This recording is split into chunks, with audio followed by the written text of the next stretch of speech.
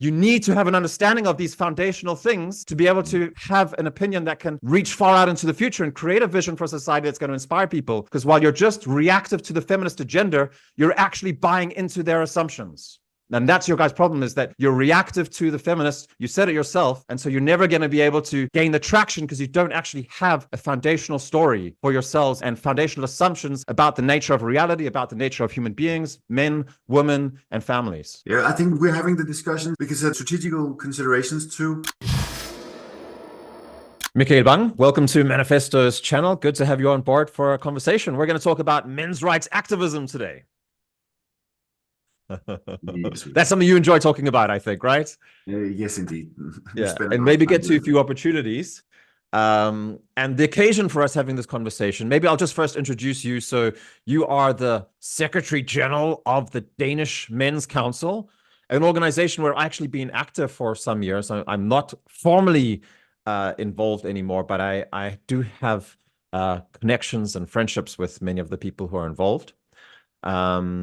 And you guys are working for the rights, for promoting the rights of men and boys and fathers, I think, right? Yeah. And you yourself are the Secretary General, and you're also the office manager for a fashion company owned by your wife. And yes, good. And so the occasion for our conversation today is actually, there's just been a documentary released on Danish state television. It's called Denmark's Radio, but it's actually the television channel, about the Men's Rights Council, or the Men's Council, where you were featured. And so I thought I'd get your opinion and your views on that, and maybe we can follow up about some things that weren't covered in that documentary as well. So maybe to start off with, what did you think of the documentary, and what was it like being on this on the Danish radio, getting some coverage from them for the first time, perhaps? Well, it's amazing that the Danish radio and in general there is attention to boys, men, and father. It hasn't been there. I recently heard at a meeting with the Danish Minister of Equality that a guy who's been there working with this for about 20 years, he says he never ever heard that much attention to men and boys. So that's new, and I think that's a tendency, and it really is heartwarming seeing that that empathy towards boys and men and fathers is going to be a thing now. So that's really great. Yeah. And I hated watching myself on telly, but that's another story. Okay. I thought it was great seeing you. I thought I want to talk to that guy. There was no doubt in my mind. No. So I think you did a good job. What was your impression of the documentary? Like, what did you think about, just at a general level? Yeah, it's a format. It's a fixed format. It's public service, and it's entertainment too. So and a bit of documentary. So and I think that when you accept being a part of a program like that, you have to go with the format. You cannot change the format. So we knew what it was, and I think we did it fairly. I think that they presented us in a fair way. They sometimes tend to joke a bit more with the people being in their programs, and they didn't do that. I think we were presented fairly. They're not mocking us up or anything, and they can have a tendency to do that. So I think we have a fair presentation, but the subjects, the content, it is criticized that when women goes to work with the equality between men and women, it always comes to women interested, and they did that here as well, because the main focus of the program was the pay gap between men and women, and that's a female agenda, not a masculine agenda. It's not our agenda. We're simply saying, well, it's not true that there is a pay gap, and that being the main focus, and that is when women do tell you about equality, then it tends to turn towards women's rights. Yeah, I often hear when men's rights issues are presented that women or feminists respond with, why are you making all about men? We have to talk about women. But it actually seems to me that it's the opposite thing that happens, is that we spend a lot of time talking about women's issues. And this was an example of, so the woman who made the documentary And I mean, this is understandable as well. Like, you guys presented her with a whole lot of different issues, but the one thing that she picked up on was about the pay gap, and then a lot of the documentary was all about that, and her investigating, like, is it true? Is it not true? How can one look at it and stuff like that? And did you feel that there was a clear conclusion from it, or not? Well, I felt that there was a clear conclusion, but it was not. It didn't become part of the program, and there was a lot of things that have been edited out. And as far as we heard, it went all the way to the top of Denmark radio executive level, because it was controversial, saying that there was not a pay gap. And even I feel that we documented quite well that there's not a pay gap. It's a myth. And the editors of the program made it a compromising. Well, numbers can be interpreted in many ways. Yeah. We'll let up to the viewer to find their own answers. Yeah. And we say, well, it's not up to the viewer, because there is data saying what the reasons are why there are differences in payment for men and women in average, but not in specific cases. There is no pay gap. There is a difference for good reasons, but it has to do with life choices and not with injustice or I think first of all, just the fact that men work a lot more than women. I mean, that's something that we all know is obvious, and of course, you know, there's benefits and there's disadvantages to working more, but that is a fact that men work more than women, and so obviously men get paid more than women, and men are far more ambitious and aggressive and focused on their careers and earnings than women are. Are men more happy because of that? Do they have higher quality of life? Well, that's quite questionable. So for me, it's a little bit illustrating the fact that feminism is often a kind of disregarding of feminine qualities and a fetishization of masculine qualities of power and income and influence and wealth, to the disadvantage of men. Building the roof, actually. Building the roof, provide the food and the security. Yeah, it's a good thing, but it's hard work, and it doesn't necessarily make you happy. But it is mainly, on average, made more by men than by women. Okay. So, Michael, what would you have preferred the documentary to have focused more on? What would have been the issues that you would have loved that they could have brought out more? I think we had about 3 seconds about the boys in school, and that's a huge problem. 20% of the boys in school leave school without any further education. 20% of those boys, they will get in touch with the psychiatric ward later in their life. If you go to special needs school, you'll see that 90% of the children there are boys. And I think it's a huge problem, and it's getting worse.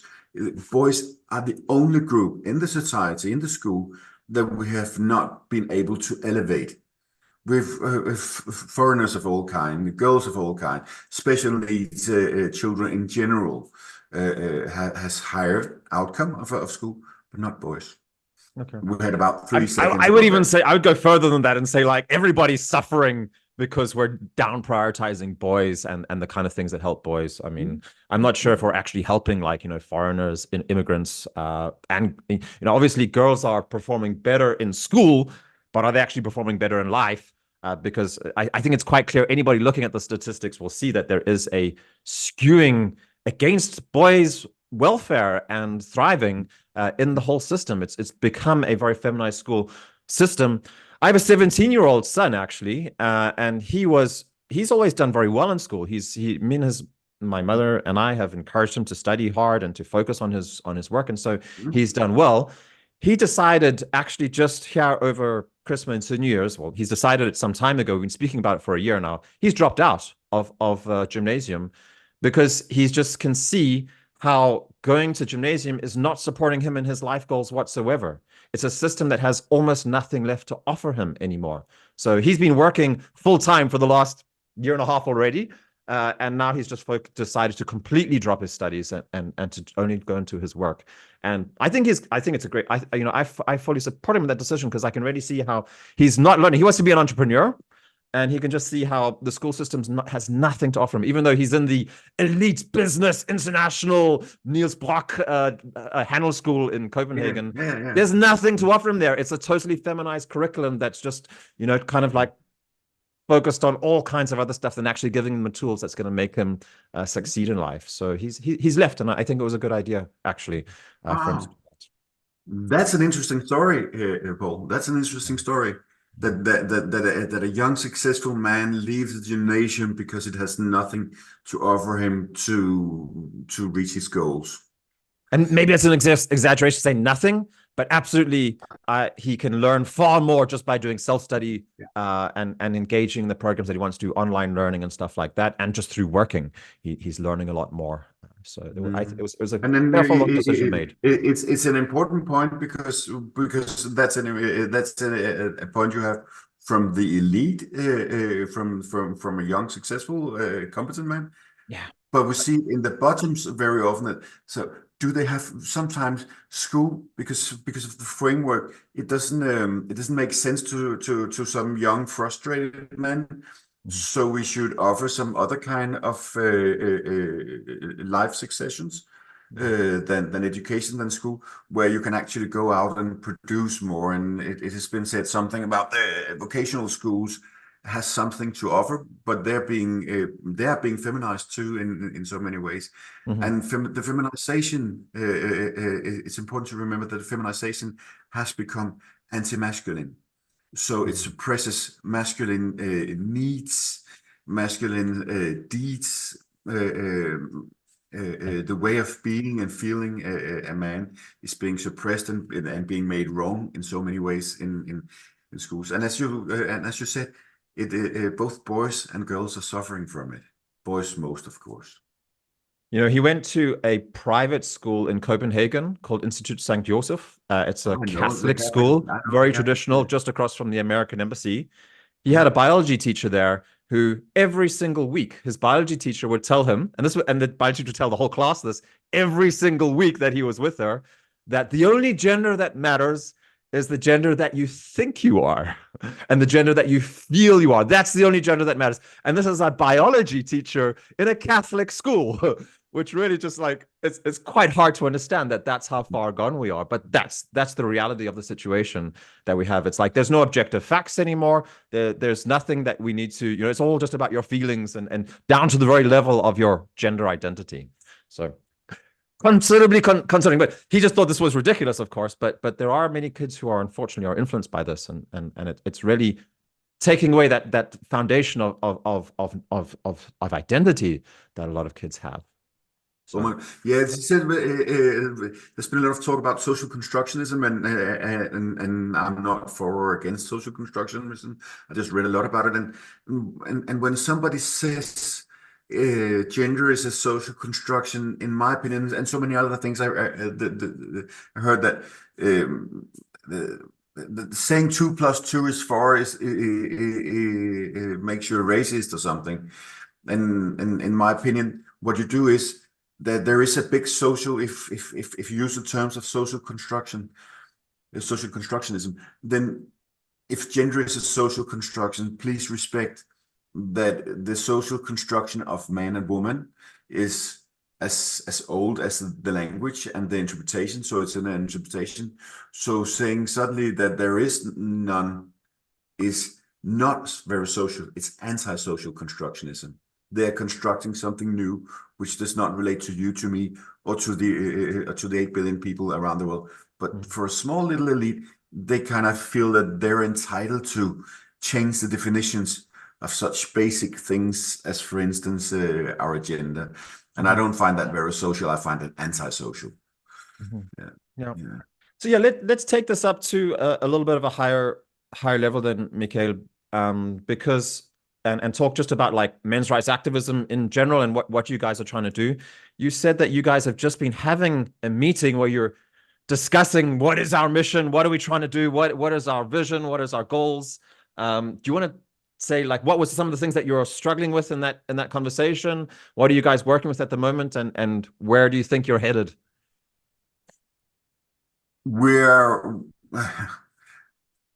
Our organization is we're moving fast at the moment, and there are so many interests. So from being very focused, for instance, about fathers' rights after divorce, Now we have boys in schools. We have new laws about new rape laws that obviously gets young people, young men insecure, and some of them even get jailed without doing anything wrong because of bad communication when having intercourse.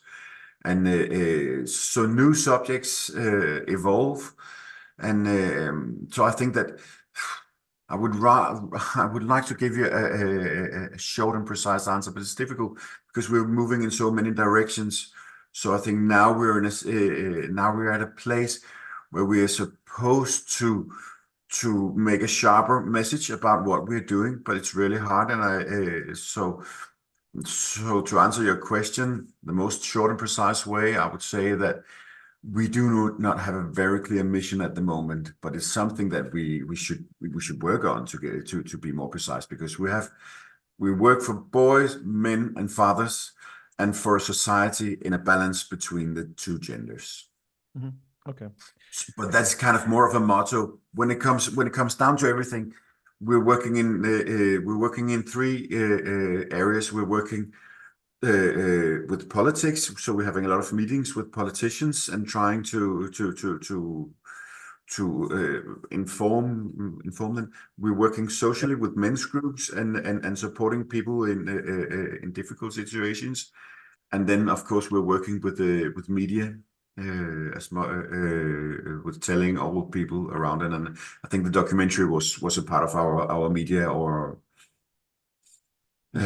was a part of our media. Would you still define Maniphesto, the Men's Council, as a men's rights activist organization? Because, and I'll just mention, like, when I was there, then my mission in my involvement was actually to take the Men's Council away from being what I call a men's rights activist organization. I can maybe tell you why, because I think that for me, the assumption that men and women should always be treated exactly the same is a mistaken one. And this gets obviously the most clear when men and women, when we take it as in, like, the outcomes have to be exactly the same, because men and women are obviously different. And so I think that it's only reasonable that men and women are sometimes treated differently, because they have different interests, different desires, different wills, different wishes for life. And there's also different things that help them in their life as well. And so one of the things that actually concerned me in this documentary is I saw one of the guys who, I forget his name, but the TikTok guy, he was talking about that the need for men, we have to have the equal right to say no to an unwanted pregnancy. And so now if a woman falls pregnant, then the man can actually demand that the baby, the unborn baby, gets killed. And for me, that's a terrible idea. That's an absolutely horrible idea. I think it comes from an absolutely delusional understanding of what it means to have an abortion, and how traumatic it can be to kill a baby inside your womb. So this idea that a man can demand that is, so it's just crazy to think that now we have to, all the rights that women have, we have to give them to men as well. And so we can talk about that directly if you want to or not, but I think there's a misunderstanding that your focus is just on rights, because any kind of movement to change society, rights always needs to be balanced with responsibilities.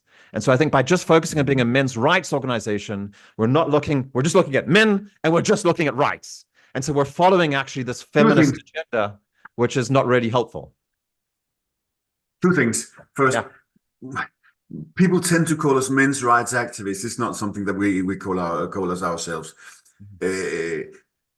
Equality is a plus word, so I think it would be problematic for us in perception manners to go out and say that we're against equality. We're not against equality, but we are different. So of course, as you're speaking about, is we should not expect us to have exactly the same lives.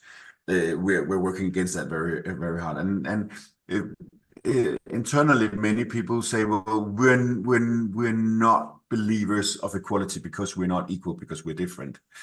I feel it becomes academic because we are working where there is unjust inequality. So whereas at areas where we believe that men should have some rights that they do not have, or that women has rights that they should not have, because it's unjust. To call it equality and equality becomes philosophical. I think there's some interesting discussions about it, but I'd rather keep them for the study groups, for the internal study groups, and say, of course we're up to equality. Yeah. So and when it comes to abortion, I think Alan Smith in the documentary, he speaks about the lawful abortion rights, not that men are supposed to demand abortion for a woman, but I think that we would like a debate about especially divorced men that are being estranged from their children, should not, for instance, pay alimony, or if they're cheated in some ways from their child, they should have legal abortion, not being forced to pay for children that they're not entitled to see and spend time together with.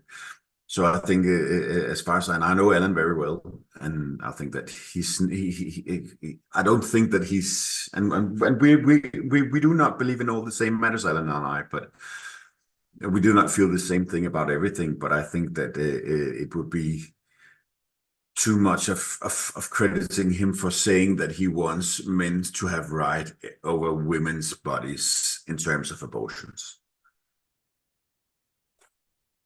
I'm muted. So for me, it's not the woman's body; it's actually like the unborn child that you're killing. Like that's me. But I mean, that's a whole other topic that I think is outside of the scope of this conversation. But for me, it's like, where does this idea come from that, you know, there should be justice and that men should be treated equally? I think that it's obviously not something that is sympathized in the broad society in Denmark. Like we have like some kind of idea like, oh yeah, everybody should be free. But when it comes to it, then it's actually not the case. So for me, there's an expectation like, oh, we need men to be treated equally and we should always have equality of rights and all rights should be equal. But I'm just curious, like, why should it be like that? Why do you think it should be like that? Mm-hmm. Where does that come from? I think that it's also a counter movement that we feel that rights has been given in too big amounts for feminists, and feminists are demanding more rights, than more female directors in movies, more female actors, and quotas for everything. So sometimes I think it's not a reflected. You're speaking about some deeper thoughts about should we have equal rights when we're different. Mm-hmm. And I think that a part of our movement is a counter movement against what seems obviously wrong, that mm-hmm. there should be quotas for everything, that now we see that it's a disadvantage being a man for a lot of top positions in society, because we need quotas for women. So there is a counter movement say, stop. Well, if you want equality, then we say, well, how about men? And well, we are dying and we're having bad blah blah blah blah. Yeah. So a part of it is a non-reflective counter movement. Yeah. And isn't that problematic that it's a non-reflective counter movement? It means it's just a reactive thing, which is all the time following the feminist agenda. And it doesn't have its own independent vision for society. It doesn't have a thing that it wants to. It doesn't have a proper philosophical grounding. It's just often coming. So, you know, pardon me, but my experience in the men's rights activist organization and the Men's Council was often that there were men who were hurt and, you know, wounded, and especially in their own personal lives and personal relationships. And that was what was fueling their engagement there.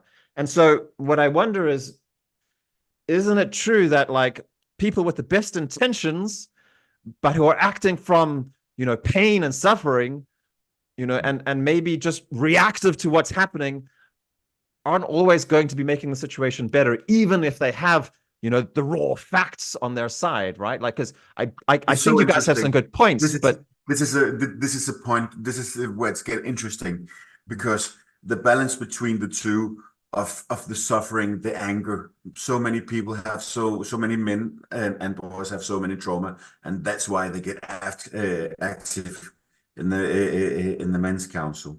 Yeah. And I think it's good. And by the way, it's quite masculine that the anger makes me want to fight and find the enemy. And I think that's that anger is it drives men places in this world. But it cannot be just lying like that on the ground as anger, because then we would just be fighting anybody for getting our anger released. So the point is, as you're saying, that having some thoughts about that are philosophically more clever than just being anger. We must acknowledge that people that lose contact with their children without doing anything wrong has a deep anger, which is legitimate in all ways. And we must contain that in some ways in our organization. Mm-hmm.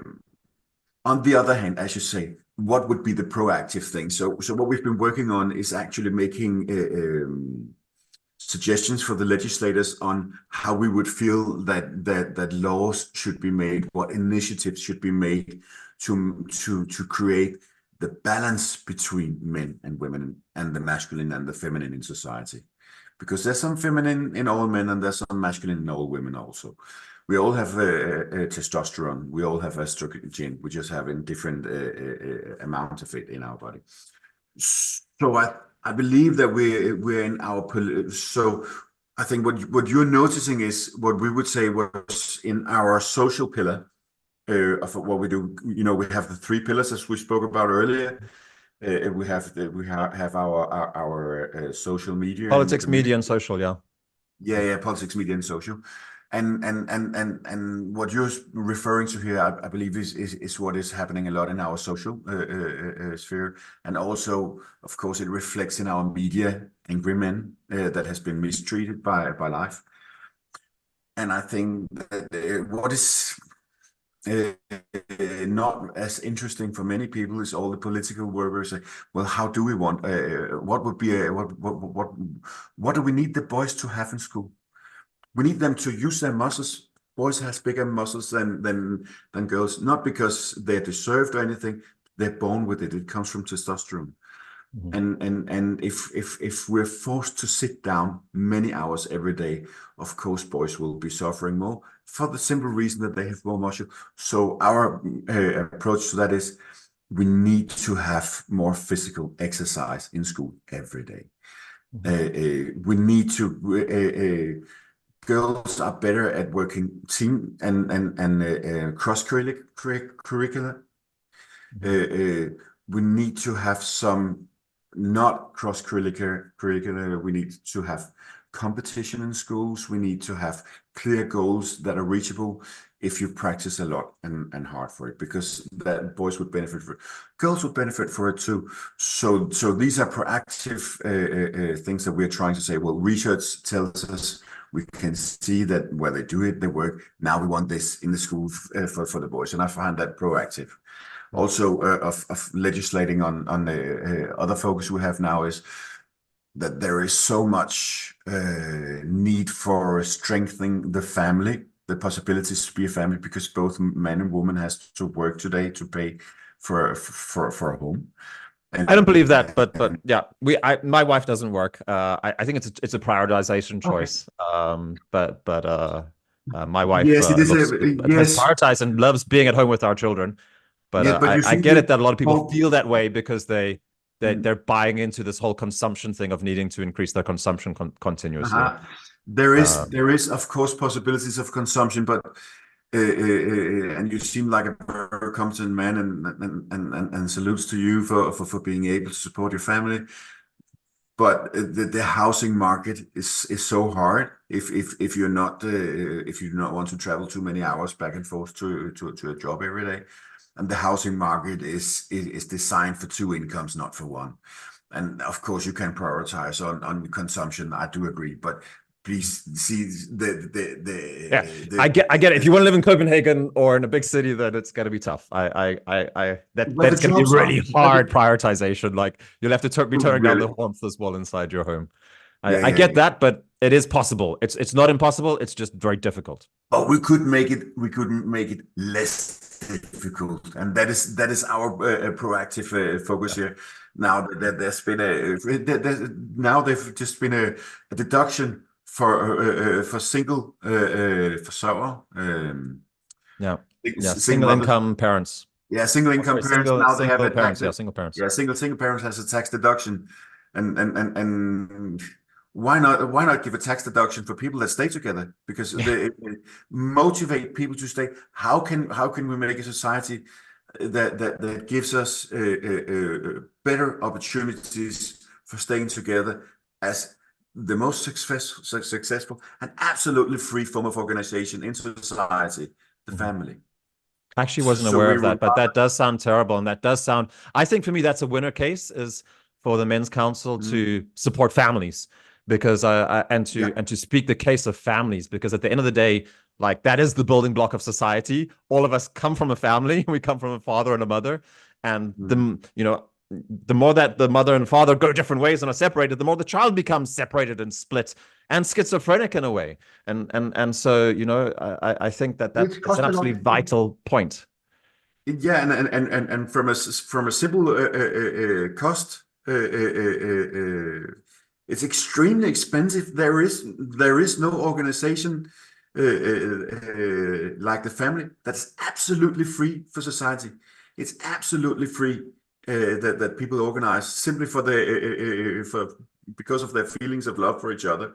It's absolutely free, and it's amazing what power it contains. Mhm. And we should support that instead of supporting the ones that do choose. There is so many stories from around the world from the last 30 years where we have supported, for instance, women, and then suddenly we support them as much as to say, well, I don't need the man and if I have the man, I might have to work so many hours, but when I do not have a man, it's not possible for me to work anymore, so I can stay home with the children. So bye bye, Mr. Man. And we see that the children of this family are suffering terribly because they do not have a father. Yeah. And so instead of supporting the single mother, we would rather say, well, do we have the right framework for families? And for instance, the housing is so. I mean, if you're a bus driver, and you can find a job in Copenhagen or a taxi driver where most people need a taxi, then you cannot live so far away, so you'll have to travel 1.5 hours back and forth to a job. So if you need a housing close to that and you have to live for a taxi driver's income, it becomes too hard. Yeah, I'd rather have a tax deduction for people living in families and staying together, because we benefit. No, for other reasons, but I'll just say from a financial point of view, because we benefit. We would be grateful for them. Thank you for struggling together with your wife. I know she can be a bee sometimes, but thank you for containing that and finding love despite the way that. And for the woman, of course, we know that your husband can be a. But thank you thank you for keeping on believing in love and struggling, because it's so good for society, and because of that you get a tax deduction, because we know it's hard, and because we'd like to appreciate it. I think it's a good idea, Miguel. I think that there's an excessive focus on money, political things, and all the little knobs that we can turn from politics. I believe that these issues are solved at a deeper level, at more of like the stories that we're telling as a culture, as a society, and the films that we're watching, and what kind of art we're producing as a society. And so I think there's a long, deep, difficult work here. That I don't believe is solved politically totally agree. with money. But I do But think it's an that angle. It's an angle just saying, well, what if we didn't give to this, but if appreciated, and because it would also be, as you say, what kind of art we produce, then what kind of signals we produce. We're saying where do we put our money? And I just give you a metaphor about my old music teacher. I used to be a school teacher, and my music teacher, he says to me, music is important because it gives people a better life. It gives children better opportunities for learning. It makes them better learners. What you should go and tell the politicians is something else. You should tell them that ABBA was a greater export success than Volvo, which is true. And that when the young people are playing music, they're not being gangsters on the streets. So that's what you should tell the politicians. But that's not the reason why you should have music. The reason you should have music is because it gives people a better life, and It it makes them nourishes the better soul. learners. Music can speak to our soul and to change us in another direction. So maybe let's finish off with this, Mikael. Yeah. Let's dive into even more dangerous and Yeah. difficult territory. So 70, 80, 100 years ago, everybody in Denmark was a Christian. And in Christianity, then everybody knows what the role of the woman and the man is in a relationship. And they also know that what God has put together, no man shall separate. So the family unit stood strong. And there was no difficulty with people saying, oh, I'm not getting my needs met in this relationship, I'm going to leave, and then leaving and then causing all the chaos and breakup because the point of life was to struggle and to suffer in order to learn how to love another person being. And the primary place where one did that was in the marriage relationship. And you did that especially for your children and for their sake. And today, as we've kind of booted Christianity out, we're heading towards a radically post-Christian society. We're seeing the absolute disintegration of all of these values. And especially the institution and sacrament of marriage is also collapsing. And so my question is, Christianity is also a patriarchal religion. It has a God the Father. And so the natural role of the leadership of the male side of things is a given. And so for me, it's like, it's so obvious why this is happening. It's because we've been resting on a Christian substrate in our society. Our entire culture has been informed by it and built by it. And as we're cutting off Christianity and getting rid of it, and we have the state church, which is really just like a little doll. It's become like the LGBT plus feminist church instead, most of it. Mm-hmm. Not all of it, of course. There are good state church priests out there, but the majority of them have gone along and are completely controlled by the government. They're basically like puppets on strings when it comes to what their political opinions can be regarding feminism, abortion, all this kind of stuff. A large amount of them, not all of them, I'm saying. So my question is, what is the Men's Council's opinion on Christianity? And if you don't think Christianity, it's a return to Christianity, then what's going to take its place?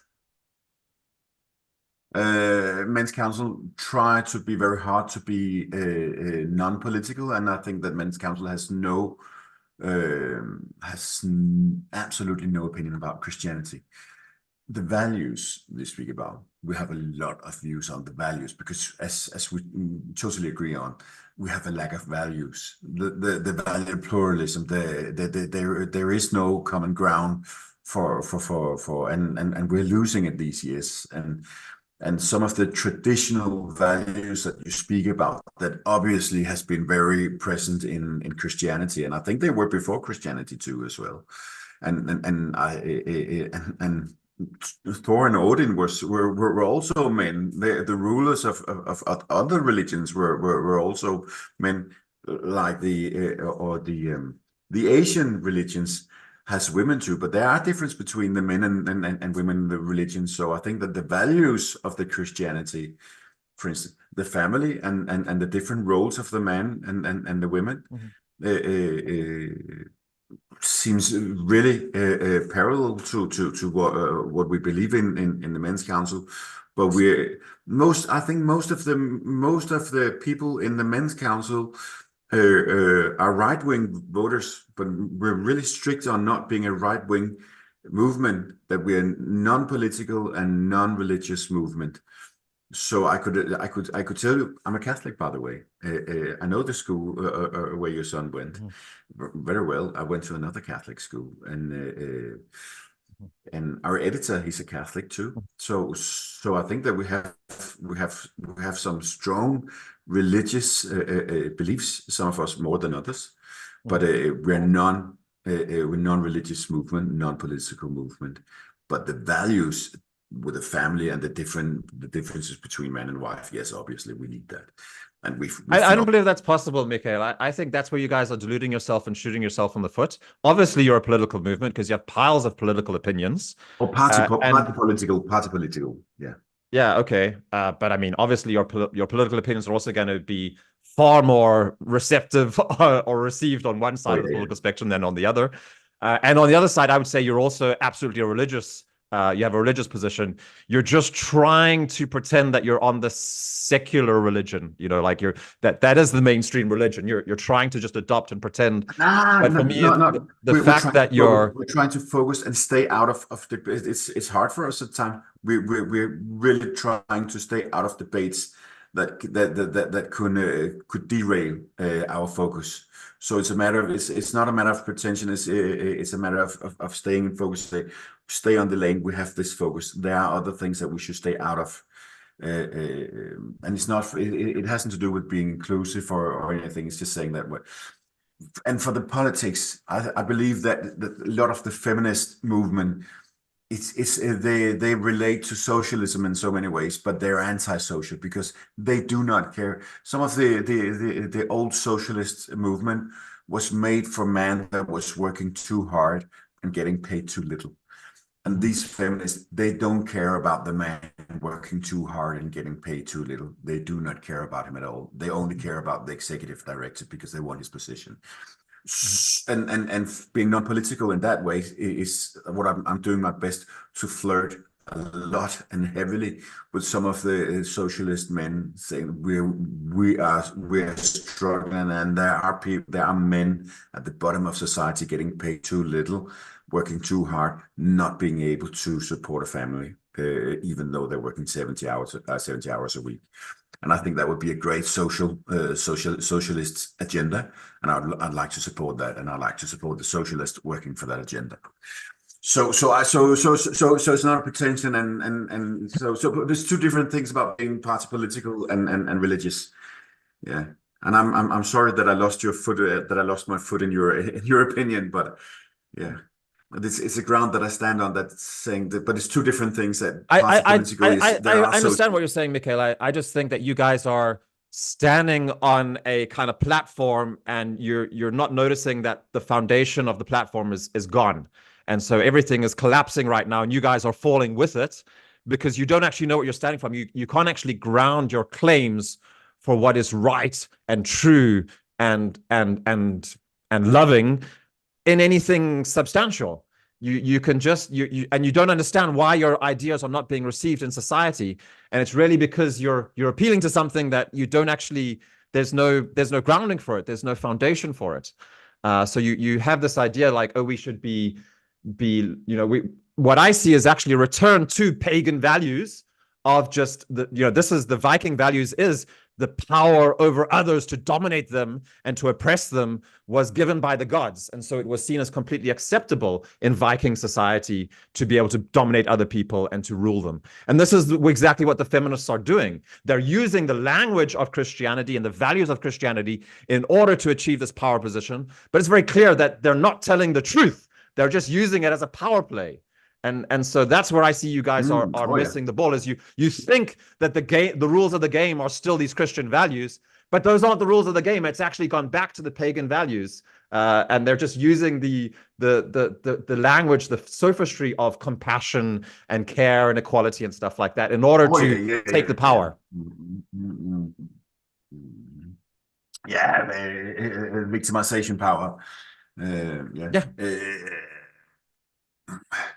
It's called weaponized compassion. There's so many. What you're saying there, we could talk about this for hours because there's so many complexes in that. And another comment I would ask you, because when we say we have family values, we believe in the family as an institution, as a good basis. Then I would say to you, but what came first, Christianity or the family? I would say the family were before the Christianity. No, not at all. Christianity goes back to the creation story.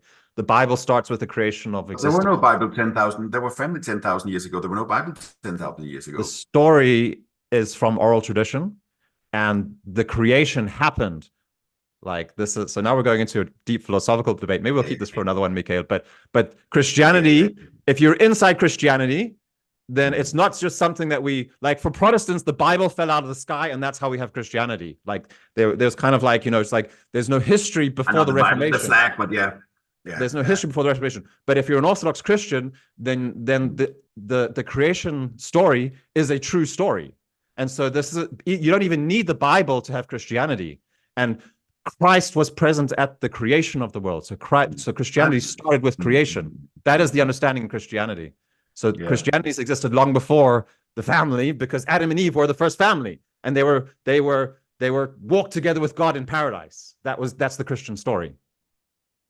So it does go back right to the beginning. But yeah, this is another discussion for another time. But I think it's essential that if the Men's Council, you need to have an understanding of these foundational things to be able to have an opinion that can reach far out into the future and create a vision for society that's going to inspire people. Because while you're just reactive to the feminist agenda, you're actually buying into their assumptions. And that's your guys' problem, is that you're reactive to the feminists. You said it yourself.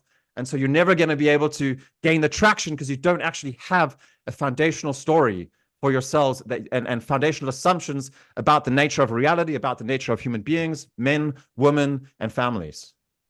Yeah, I think we're having the discussions because there's strategical considerations too.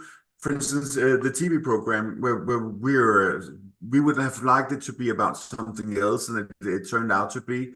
On the other hand, while they're speaking about pay gap, they're kind of chugging into an agenda that people are interested in because people believe in it.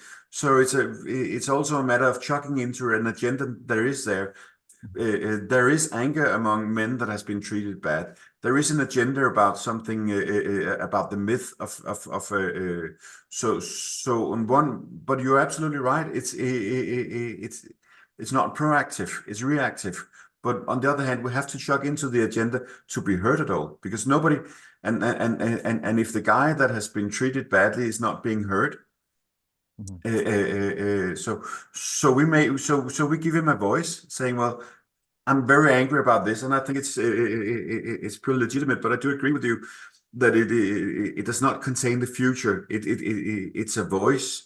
It's a way of being heard. And then the next question would be, now when you get the microphone, the big microphone, when you're being heard, what do you use it for? Are you ready for? Are you ready for saying, what direction are you going? And that direction would be society in balance.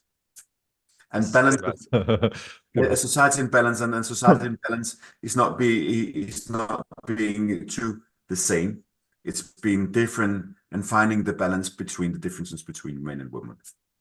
Michael, thank you very much for your input. I've certainly seen a really great and positive change in the Danish Men's Council and the work you guys are doing and what you're putting out there. So I think you guys are certainly moving more towards that.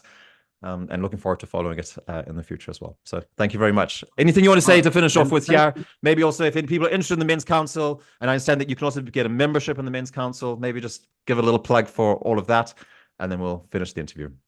We have so many connections. We have so many projects, but we need hands and brains. So please join us and give a hand. Not only the 300 kroner a year, because it helps just a little bit. Give us your hand and your brain and your power, please. Thank you. Okay. Well, I'll put the link to your website in the description of the video here. Thank you, Paul. Nice talking to you. Yeah, enjoyed it as well. Yeah.